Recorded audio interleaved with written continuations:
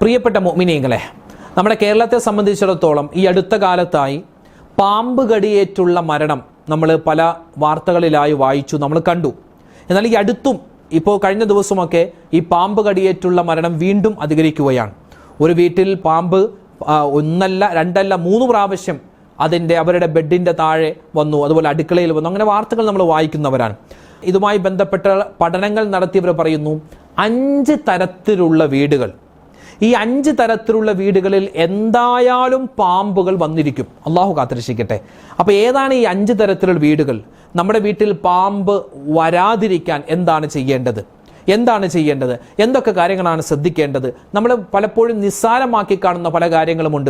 അതൊക്കെ ശ്രദ്ധിക്കാതെ പോയാൽ ഉറപ്പാണ് പാമ്പിൻ്റെ ശല്യം. പാമ്പ് മാത്രമല്ല, മറ്റ് ക്ഷുദ്രജീവികൾ നമ്മുടെ വീട്ടിൽ കടന്ന് അപകടമുണ്ടാവാൻ കാരണമാകും. അപ്പോൾ നമ്മൾ ശ്രദ്ധിക്കേണ്ട, വളരെയധികം മനസ്സിലാക്കി വെക്കേണ്ട ഒരു വൈറൽ കണ്ടന്റ് ആണ് നമ്മൾ ഇന്നത്തെ ക്ലാസ്സിൽ പറയുന്നത്. എല്ലാവരും കേൾക്കുക, ഇത് മറ്റുള്ളവർക്ക് എത്തിച്ചു കൊടുക്കുക. അള്ളാഹു എല്ലാ തരത്തിലുള്ള ആപത്ത് മുസീബത്തുകളെ തൊട്ടും നമ്മളെ കാത്തുരക്ഷിക്കുമാറാവട്ടെ. ആമീൻ. അപ്പോൾ ഇൻഷാ അല്ലാഹ് നേരെ വീഡിയോയിലേക്ക് നമുക്ക് കിടക്കാം. അസ്സലാമു അലൈക്കും വറഹ്മത്തുള്ളാഹി തആല വബറകാതുഹു. ബിസ്മില്ലാഹിർ റഹ്മാനിർ റഹീം. അൽഹംദുലില്ലാഹി റബ്ബിൽ ആലമീൻ. അല്ലാഹുമ്മ സ്വല്ലി അലാ സയ്യിദിനാ മുഹമ്മദിൻ വഅലാ ആലിഹി വഅസ്ഹാബിഹി വഅത്ബാഇൽ ഫായിസീന അജ്മഈൻ. അമ്മാ ബഅദ്. ബഹുമാന, സ്നേഹ, ആദരവുകൾ കൊണ്ട് അനുഗ്രഹീതരായ പ്രിയപ്പെട്ട മുഅ്മിനീങ്ങളെ, അല്ലാഹു റബ്ബുൽ ഇസ്സത്ത് നമ്മുടെ ഈ ഒരുമിച്ച് കൂടലും നമ്മൾ പറയുന്നതും കേൾക്കുന്നതുമായ മുഴുവൻ കാര്യങ്ങളും റബ്ബ് തആല സ്വീകരിക്കട്ടെ. നമ്മുടെ എല്ലാവരെയും അള്ളാഹു തആല എല്ലാ അപകടങ്ങളെ തൊട്ടും ആപത്ത് മുസീബത്തുകളെ തൊട്ടും കണ്ണേറ് സിഹ്റിനെ തൊട്ടും അള്ളാഹു കാത്തുരക്ഷിക്കുമാറാവട്ടെ. നമ്മളിപ്പോൾ ദിനേന പത്രമാധ്യമങ്ങൾ വായിക്കുന്നു, നമ്മൾ വാർത്തകൾ കേൾക്കുന്നു. കേരളത്തിൽ ചൂട് കൂടുന്നതിൻ്റെ അടിസ്ഥാനത്തിൽ ക്ഷുദ്രജീവികൾ, പ്രത്യേകിച്ച് പാമ്പ്, അത് നമ്മുടെ വീടുകളിലേക്ക്, നമ്മുടെ വീടിൻ്റെ പരിസരത്തിലേക്കൊക്കെ വന്ന് പല അപകടങ്ങളിലും പെട്ട് ഒരുപാട് ആളുകൾ പാമ്പ് കടിയേറ്റ് മരിച്ച വാർത്തകൾ നമ്മൾ വായിച്ചു. പിന്നെ അതിൻ്റെ ഇടയ്ക്ക് മഴ വന്നപ്പോഴും ഈ ശക്തമായ തണുപ്പായാലും ഈ പാമ്പുകൾ അല്പം ചൂട് കിട്ടാൻ വേണ്ടി വീടുകളുടെ ഉള്ളിലേക്ക് വരുന്നുണ്ട്. ഇപ്പോൾ വീണ്ടും ഈ അടുത്ത് ഒരുപാട് പാമ്പ് വീടുകളിൽ നിന്നും പിടിച്ചു. വീടിൻ്റെ എസിയുടെ ഉള്ളിൽ പാമ്പ് കയറി. അതുപോലെ തന്നെ ഷൂവിൻ്റെ ഉള്ളിൽ, അത് നമ്മൾ വർഷങ്ങളായി കേൾക്കുകയാണ്, ഈ ഷൂവിൻ്റെ ഉള്ളിൽ, ചെരുപ്പിൻ്റെ ഉള്ളിൽ, ഹെൽമറ്റിൻ്റെ ഉള്ളിലൊക്കെ പാമ്പ് കയറി നിൽക്കുക. അങ്ങനെ കേരളത്തെ സംബന്ധിച്ചിടത്തോളം മറ്റ് സംസ്ഥാനങ്ങളിൽ നിന്നെല്ലാം വിഭിന്നമായിട്ട് ഒരുപാട് പാമ്പുകൾ ഉള്ള ഒരു നാടാണ് നമ്മുടെ നാട്. അപ്പോൾ വീണ്ടും ഈ അടുത്ത് തന്നെ ഒരുപാട് പാമ്പ് കടിയേറ്റുള്ള മരണം റിപ്പോർട്ട് ചെയ്തിട്ടുണ്ട്. തെരുവ് നായ ഓടിച്ചിട്ട് കടിക്കുന്നു, അതുപോലെ കടന്നലിൻ്റെ കുത്തേറ്റു മരിക്കുന്നു.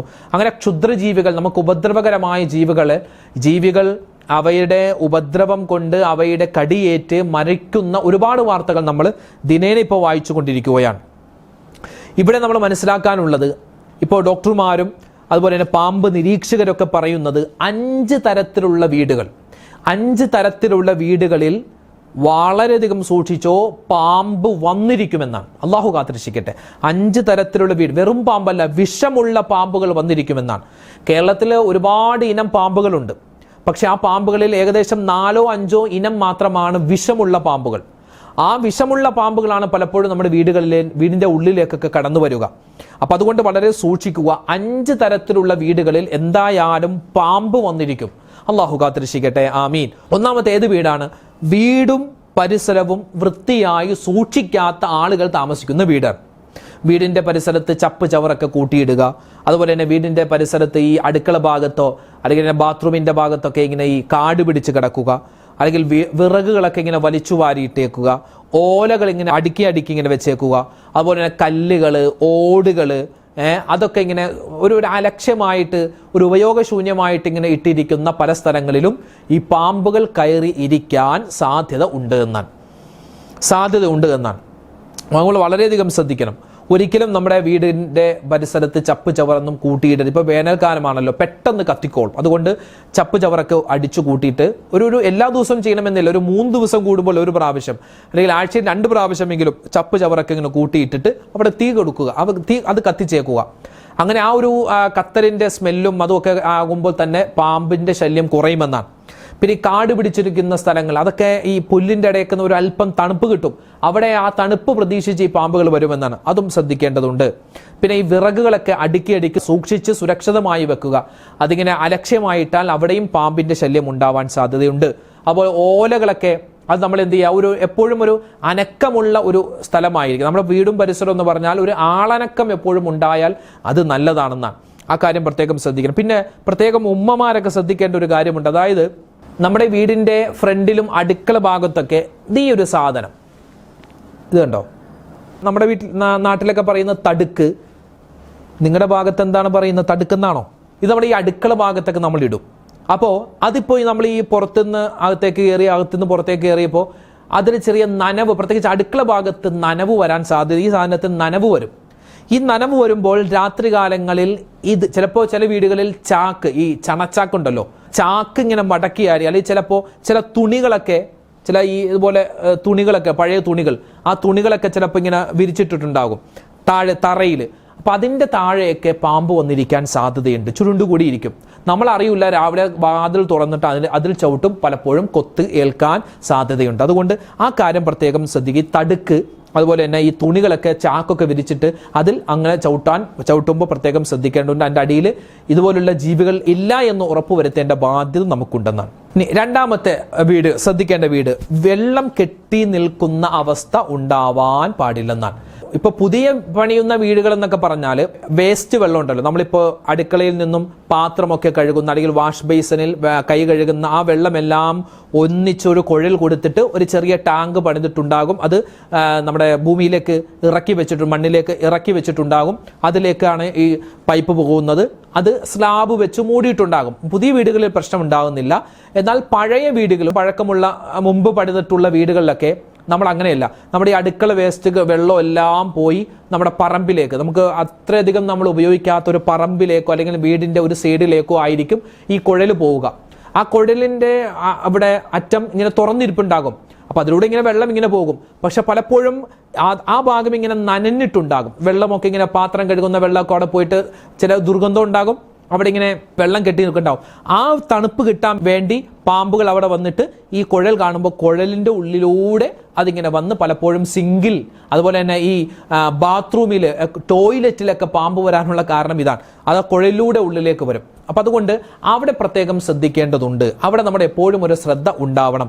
ആ വേസ്റ്റ് വെള്ളമൊക്കെ വരുന്ന സ്ഥലത്തൊരു നെറ്റ് പോലെ, അതായത് വെള്ളം പോകണം എന്നാൽ ഉള്ളിലേക്ക് ഒന്നും പ്രവേശിക്കാത്ത തരത്തിലൊരു നെറ്റ് പോലെ എന്തെങ്കിലും സംവിധാനം കെട്ടിയാൽ അത് വളരെ നല്ലതാണ്. അതുപോലെ തന്നെ ഈ വാഷിംഗ് മെഷീനില്ലേ, വാഷിംഗ് മെഷീൻ്റെ വേസ്റ്റ് വെള്ളം പോകുന്ന കുഴൽ, ആ കുഴലൊക്കെ പ്രത്യേകം ശ്രദ്ധിക്കണം. പലപ്പോഴും വാഷിംഗ് മെഷീൻ്റെ ഉള്ളിലും അതിൻ്റെ കഴുകുന്ന നമ്മുടെ ഡ്രസ്സ് ഇടുന്ന ഭാഗത്തും അതിൻ്റെ ഉള്ളിലൊക്കെ ഈ പാമ്പ് വന്നിരിക്കാൻ പ്രത്യേകം സാധ്യതയുണ്ട്. അത് പ്രത്യേകം ശ്രദ്ധിക്കേണ്ടതുണ്ട് കേട്ടോ.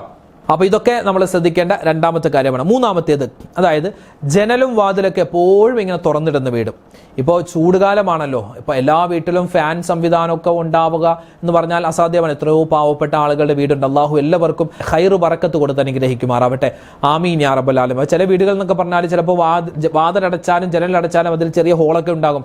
അതിലൂടെ പാമ്പൊക്കെ വരാൻ സാധ്യതയുണ്ട്. അതുകൊണ്ട് നമ്മുടെ ഒരു ശ്രദ്ധ എപ്പോഴും ഉണ്ടാവണം. എപ്പോഴും വാതിൽ ഇങ്ങനെ തുറന്നിടുന്ന ഒരവസ്ഥ ഉണ്ടാവരുത്. എപ്പോഴും റൂം അടച്ചിടാനും പാടില്ല, അല്പമൊക്കെ ഒന്ന് തുറന്നിടാനും വേണം. ഈ നെറ്റ് സംവിധാനം കൊടുത്താൽ അത് വളരെ നല്ലതാണ്. അതായത് വെളിച്ചവും വായുവൊക്കെ ഉള്ളിലേക്ക് കടക്കുകയും ചെയ്യും. എന്നാൽ ഉള്ളിൽ നിന്ന് പുറത്തേക്കോ പുറത്തുനിന്ന് ഉള്ളിലേക്കോ ഒരു വസ്തുവും കടക്കൂല. അങ്ങനെ നെറ്റ് സംവിധാനം കൊടുത്താൽ വളരെ നല്ലതാണ്. ആ കാര്യം ശ്രദ്ധിക്കുക. പിന്നെ ഈ വീടിൻ്റെ ടെറസിൻ്റെ ഭാഗത്തൊക്കെ ഈ ചെറിയ ഹോള് നമുക്ക് വെട്ടുണ്ടാകും അല്ലേ, എയർ ഹോളൊക്കെ ഉണ്ടാകും. അവിടെ ഒന്ന് സൂക്ഷിക്കുക. കാരണം ഈ ടെറസിൻ്റെ ഭാഗത്തേക്ക്, ടെറസിലൊക്കെ പാമ്പ് കയറിയിട്ട് ഉള്ളിലേക്ക് കടക്കാൻ സാധ്യത. നാലാമത്തെ വീടെന്ന് പറഞ്ഞാൽ നമ്മുടെ വീടിനോട് ചേർന്ന് തന്നെ ചിലപ്പോൾ അടുക്കള ഭാഗത്തേക്കോ അല്ലെങ്കിൽ ഏതെങ്കിലും റൂമിലേക്കോ ഒക്കെ ഈ ചില മരങ്ങൾ ചാഞ്ഞ് നിൽക്കുന്നുണ്ടാകും. അല്ലെങ്കിൽ ചില്ലകൾ, മരത്തിൻ്റെ ചില്ലകൾ ഇങ്ങനെ കൊമ്പുകൾ ഇങ്ങനെ ചാഞ്ഞ് നിൽക്കുന്നുണ്ടാകും. അതിലൂടെയും പാമ്പ് കയറാൻ സാധ്യതയുണ്ട്. ഇതൊക്കെ സാധ്യതകളാണ്. അതുപോലെ തന്നെ അഞ്ചാമത്തെ കാര്യം എന്ന് പറഞ്ഞാൽ വീടിൻ്റെ ഉൾഭാഗം ശ്രദ്ധിക്കണം. വീട്ടിലെപ്പോഴും ഈ എലി ശല്യമുണ്ട് അല്ലെങ്കിൽ പല്ല് കൂടുതലുണ്ട് എങ്കിൽ അതിനെ പിടിക്കാൻ വേണ്ടി പാമ്പ് ഉള്ളിലേക്ക് വരാനും സാധ്യതയുണ്ട്. അതുകൊണ്ട് അതിനെ ഇല്ലാതാക്കാനുള്ള പരിപാടിയും ചെയ്യൽ നല്ലതാണ്. അപ്പോൾ ഈ കാര്യങ്ങളൊക്കെ പറഞ്ഞത് ഏകദേശം മനസ്സിലായി എന്ന് വിചാരിക്കുകയാണ്. ഇനി അപ്പോൾ ഈ കാര്യങ്ങളൊക്കെ ശ്രദ്ധിക്കുന്നതോടൊപ്പം തന്നെ ആത്മീയമായ ചില ശ്രദ്ധകൾ കൂടി നമുക്ക് വേണം.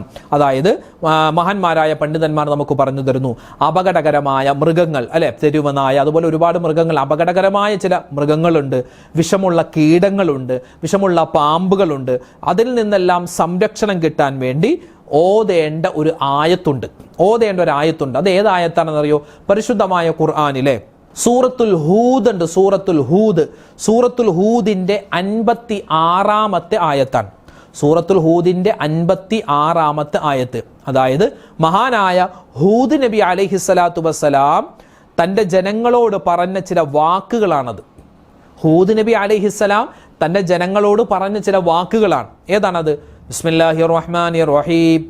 ഇന്നി തവക്കൽതു അലല്ലാഹി റബ്ബി വറബ്ബിക്കും മാ മിൻ ദാബത്തിൻ ഇല്ലാ ഹുവ ആഖിദും ബിനാസിയതിഹാ ഇന്ന റബ്ബി അലാ സിറാത്തിൻ മുസ്തഖീം. ഞാൻ അള്ളാഹുവിലേക്ക് തവക്കുലാക്കിയിരിക്കുന്നു. നിങ്ങളുടെ റബ്ബാകുന്ന എൻ്റെ റബ്ബാകുന്ന അള്ളാഹുവിലേക്ക് എൻ്റെ എല്ലാ കാര്യവും ഞാൻ തവക്കുലാക്കിയിരിക്കുകയാണ്. എല്ലാ ജീവികളുടെയും നെറുകൻ തലയിൽ അള്ളാഹു താല പിടിക്കുന്നവനാണ്. അള്ളാഹു റബ്ബുൽ ഇസ്സത്ത് എന്നെ നേർമാർഗത്തിൽ നയിക്കുന്നവനാണ്. ഈ ഒരു ആയത്ത് അപകടകരമായ എല്ലാ അവസ്ഥയിൽ നിന്നും നമ്മളെ കാത്ത് സംരക്ഷിക്കാൻ പറ്റുന്ന ഒരായത്താണ്. സൂറത്തുൽ ഹൂദിന്റെ 56-ാമത്തെ ആയത്ത്. ഒന്നുകൂടി പറയാം. ഇന്നി തവക്കൽതു അലല്ലാഹി റബ്ബി വറബ്ബിക്കും മാ മിൻ ദാബത്തിൻ ഇല്ലാ ഹുവ ആഖിദും ബിനാസിയതിഹാ ഇന്ന റബ്ബി അലാ സിറാത്തിൻ മുസ്തഖീം. ഈ ആയത്ത് പതിവാക്കുന്നവരെ അല്ലാഹു റബ്ബുൽ ഇസ്സത്ത് എല്ലാ തരത്തിലുള്ള വിഷമമുണ്ടാകുന്ന, സങ്കടമുണ്ടാകുന്ന, രോഗമുണ്ടാകുന്ന അവസ്ഥകളിൽ നിന്നെല്ലാം സംരക്ഷിക്കുന്നതാണ്.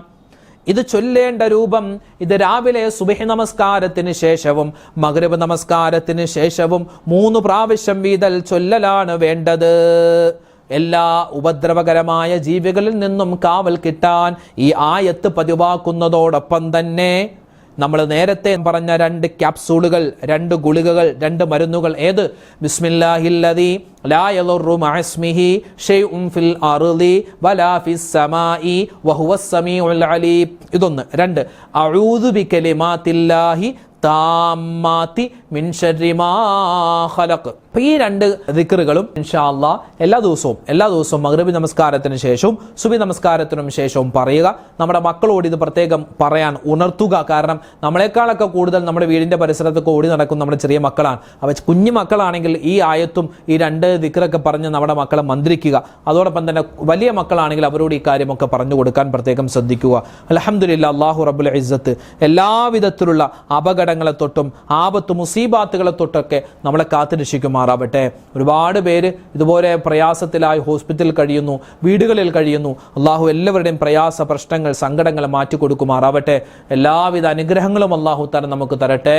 ആമീൻ ആമീൻ യാ റബ്ബൽ ആലമീൻ. അള്ളാഹുവേ, ഞങ്ങളുടെ ഈ വീഡിയോകളൊക്കെ കാണുന്നവർ, ഇതിൻ്റെ താഴെ കമൻറ്റായി ഒരുപാട് ദുആവസിയത്തുകൾ എഴുതുന്നവർ, പലർക്കും കമൻ്റൊന്നും ഞങ്ങൾക്ക് എഴുതാൻ അറിയില്ല ഉസ്താദ്, നിങ്ങൾ ദുആരക്കി എന്ന് പറഞ്ഞവരുണ്ട്. അള്ളാഹുവേ, അവർക്കുമൊക്കെ എല്ലാവിധ ഖൈറും ബറക്കത്തും റാഹത്തും കൊടുക്കണേ റഹ്മാനെ.